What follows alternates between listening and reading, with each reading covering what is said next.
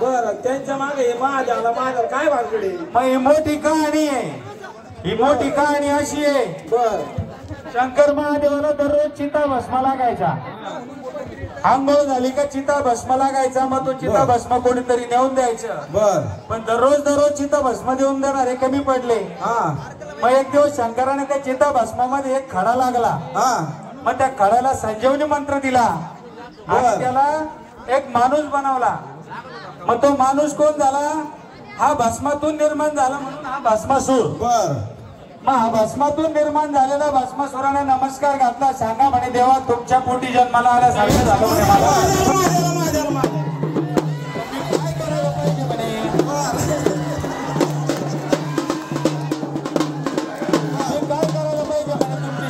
चिता भस्म घेऊन येत जा म्हणे. मग ठीक आहे म्हणे देवा काय हरकत नाही.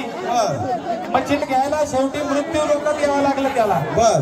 मग दररोज मृत्यू लोकात यायचा. कोणाचं तरी मरण व्हायचं आणि ते मरण झालेलं त्या ठिकाणी जाळलं आणि त्याची जी राख राहायची ती शंकराला घेऊन जायचं स्वर्गामध्ये कैलासात. मग असं करत असताना एक दिवस या बहादराचं लक्ष पार्वतीवर पडलं.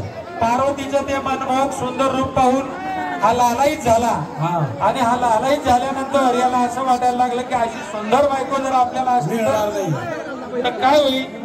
म्हणून मग हा विचार करायला लागला का आता करायचं काय. आपल्याला तर डायरेक्ट काही साखर घालता येणार नाही. हा बाबा आपली राख करून टाकी. मग यानं काय केलं? यानं छलकपट केला. खाली मृत्यू लोकातून वरती एक दिवस थोडीशीच राख घेऊन गेला. मग थोडीशी राख घेऊन गेल्यानंतर देवाने विचारलं का रे बाबा मृत्यू लोकात आज काही कोणी मेलं नाही का?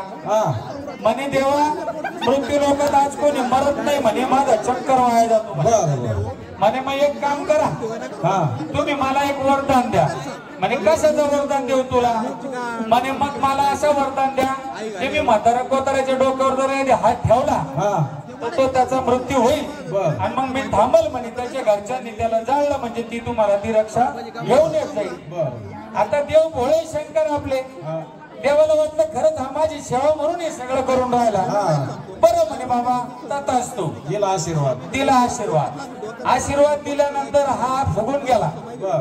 यानं खाली मृत्यू लोकात आला. पहिल्यांदा ट्राय घेतली. 2-4 जण याच्या डोक्यावर हात ठेवले. पटापटा मेले. पटापटा राख केवढी मोठी गोणीभर भरली आणि वरती नेऊन घातली. परत एक दिवस विचार आला का आपण खाली जाऊ हे सगळे कोदे करून राहिलो. मग वरती याच्या डोक्यावर हात ठेवू ना. हाम्याला म्हणजे याची बायको आपली बायको होऊन जाईल.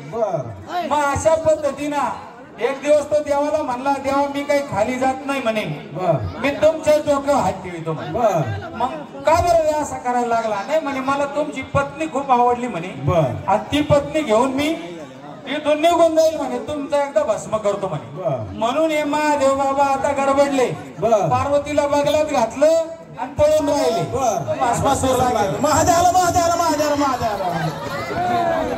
आता महादेव म्हणते नारायण नारायण नारायण नारायण नारायण नारायण करून राहिले. आता हे भस्मासुराला घेऊन येतील पाठीमाग. आता नारायणाचा अवतार निर्माण होईल मोहिनीचा आणि मोहिनी या तेव्हा आता पाहायचं आहे सगळ्यांना.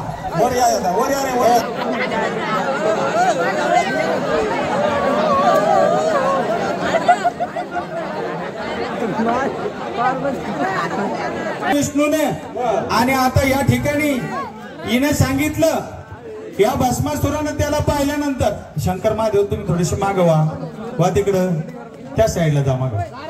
आता याचं मन पगळलं परत हिला पाहून. या विष्णूच्या रूपाला पाहून मन पगळलं. पण विष्णूने सांगितलं या मोहिनीने सांगितलं की ह्या वडाच्या झाडाखाली माझं दैवत आहे. त्या दैवताला पहिल्यांदा नृत्यगान करावं लागतं आणि ते नृत्यगान करून माझे देव प्रसन्न होतील मग मी तुम्हाला वरल म्हणून लग्न करील. आता तिकडं पार्वतीचं लक्ष त्याचं बिचललं आणि आता याच्याकडे लक्ष लागलं. आता ही मोहिनी त्याला नाचायला लावील आणि त्याचा अर्थ करेल. नाच माझे हे नाचणी, नाच माझे हे नाचणी, नाच माझे हे नाचणी, नाच माझे हे नाचणी. हात गुडघ्यावर ठेवूनी, हात गुडघ्यावर ठेवूनी. आज झाली आग झाली आग झाली.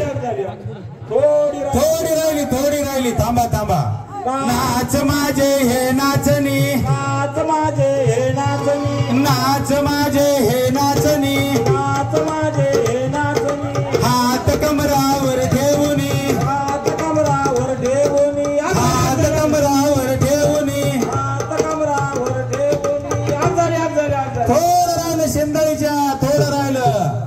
नाच माझे हे नाचणी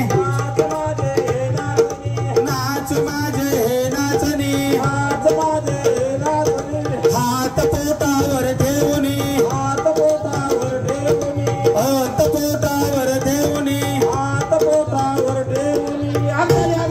थोडं राहिलं देवा आता थांबा हा नाच माझे हे नाचणी नाच माझे हे नाचणी हात छातीवर ठेवूनी हात छातीवर ठेवूनी थोडं राहिलं शिंदळीच्या थोडं राहिलं नाच माझे हे नाचणी नाच माझे हे नाचणी हात दाढीवर ठेवूनी हात दाढीवर ठेवूनी थोडं राहिलं आता थोडं राहिलं नाच माझे हे नाचणी नाच माझे हे नाचणी हात नाकावर ठेवूनी हात नाकावर ठेवूनी थोडं राहिलं आता थोडं राहिलं शेंदळीच्या नाच माझे हे नाचणी नाच माझे हे नाचणी हात कपाळावर ठेवूनी हात कपाळावर ठेवूनी दोन बोट राहिलं आता देवादार सड्डम का नाच माझे हे नाचणी नाच माझे हे नाचणी हात डोक्यावर ठेवूनी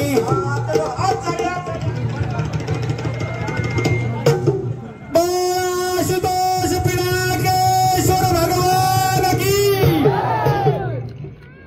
अशा प्रकारे या भस्मासुराचा वध झाला। आता देवा तुमच्या पार्वतीला घेऊन तुम्ही कैलासात जावा। ही मोहिनी जाईल आता तिच्या वैकुंठात नारायण रूप धरील।